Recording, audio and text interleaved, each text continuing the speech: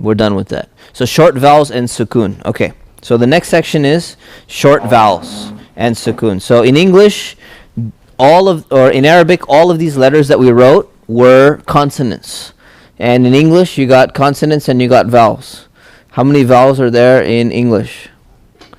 5 vowels. How many consonants are there in English? Most people don't know. That's fine. 20 something. Okay. Anyways, don't worry about that. So there's 5 vowels and there's a bunch of consonants in English. So in Arabic, we learned how many consonants just now? 28. Exactly. So now we technically have more knowledge of Arabic than we do of English because we know how many consonants there are. So there are 3 vowels, 3 short vowels in Arabic. They are called, they're right here, okay, they're called Fatha, Kasra, and Dhamma.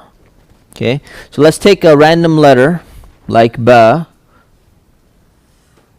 okay, and we'll give 3 Bas here.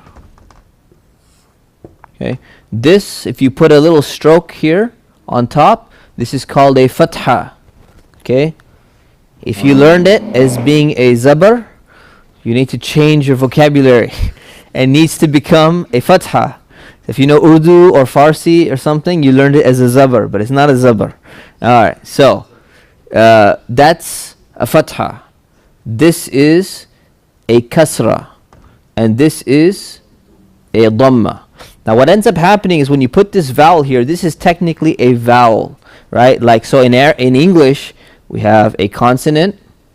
The sound you get from this is a B sound. The letter is B. If you add a vowel, you get a right? Like if you make the word bug, okay? Just looking at this, you get ba, right? So here, the ba gives a b sound. If you add a vowel to it, it gets an a sound because this vowel is a fatha. So fatha gives the sound of a. Kasra gives the sound of e. And dhamma gives the sound of u. So you get ba, bi, bu. If you take the same thing with the letter ta, and you know that ta gives a t sound, what does ta with the fatha give you? Ta. What does ta with the kasra give you? T. What does ta with the dhamma give you? Tu. Okay, so this is what you got to do. If you don't have this down, you have to go back to your alphabet, your alif, ba, ta, tha, jim, and you're going to go through and you're going to review the entire thing, and you're going to go a, ba, ta, tha, ja, ha, kha, da, za, and then you're going to go back again, and you're going to go u, bu, and then you're going to go e, b, t, thi, and you're going to have this down completely. Every single letter, you need to know how to pronounce each and every single one of these vowels. So that's going to be a little bit of work for you this week. And you technically have 2 weeks to kind of get it down, but you want to work on it, okay? There is some more stuff in the book that mentions a few details here and there about how long should the sound be and all of that stuff. If you have a letter and there is no vowel on it, it is called a sukoon, and we're going to put a little circle. Okay, so when you read the Quran, you don't generally see the circle there. You see a half kha ripped off thing like that. You see one of those things, right? Don't worry about that. That's in the Quran, but more common in written Arabic is, that's also sukoon or sakta, but writing the circle for the sukoon, it's called sakin, sukoon, other words. This will give you the sound of b, meaning there's no vowel. So this basically means there's no vowel. So the 0, it's like 0. There's 0 vowels on it. So this is ba, bi, bu, b. This would be ta, ti, tu, ta. All right. So these are 4 vowels. We need to know them. We need to know their names as well because we refer to them. So I'm like, you know what? Your kasra is wrong. You need to know kasra is the thing on the top, on the bottom. Good. All right. So 0.9 says, read the following words out loud, keeping in mind that the absence of a vowel implies a sukoon. Okay, so here's another little thing mentioned here in the book. Usually,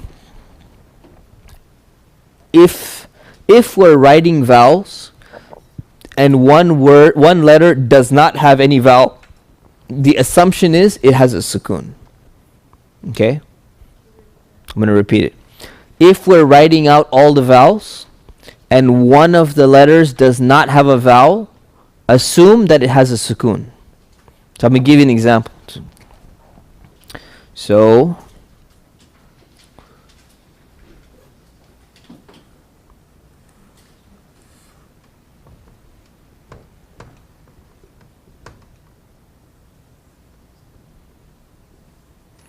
okay. So if I tell you that I have put all the vowels that I need to put on this word, you see a vowel here? What vowel is this? What vowel is this? What vowel is on here? So the assumption is sukoon because I didn't put anything. So that's the way we're going to have our homeworks and this course structured. The assumption is if there's nothing and I'm assuming that I put the vowels for you, you can assume this is sukoon. So how would we read this thing? Baytu. Baytu. Okay. How would we read how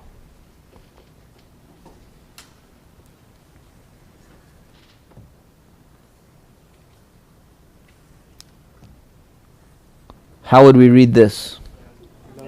Lam. Okay, lam. So assuming that there's a sukoon here. Okay? Good so far? Any questions? All right, exercise 0.9. Let's read some of these words out loud. Okay? So the first word, I'll do the first word with you. Is it not big enough? Okay, is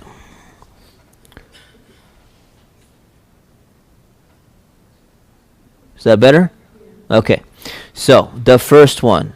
We'll do the first one together. So let's take a look at a little bit practice. So we have the letter is mim. Has a fatha. What sound do we get? Ma. Next letter is ra with a sukoon. What sound does that give? R. So what do we have so far? Mar. Next one is a ya with a fatha. It gives you a ya. So what do we have so far? Marya. Then we have a mim with a dhamma. We have mu. So we have Maryamu. Maryamu. Maryam. Okay. So let's do the next one too. Qaf, dhamma, qu. Lam, sukoon, l. Qul. Good. So I think that suffices. Let's do the next one on the bottom. 2 sukoons in a row. Oh, just messed up my book. All right. Anyways, so there goes that. Right? So we got sheen, fatha, sha.